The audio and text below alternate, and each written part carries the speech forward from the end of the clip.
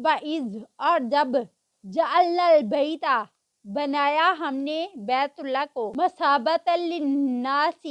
لوٹنے کی جگہ لوگوں کے لیے وامنا اور امن کی جگہ واتخذوا اور بنا لو من مقام ابراہیم مقام ابراہیم کو مصلی جائے نماز وعہدنا اور وعدہ لیا ہم نے الی ابراہیم ابراہیم علیہ السلام سے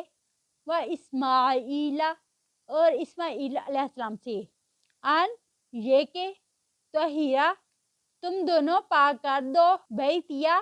میرے گھر کو للطائفین طواف کرنے والوں کے لیے والعاکفین اور اعتکاف کرنے والوں کے لیے والرکع السجود اور رکوع سجدہ کرنے والوں کے لیے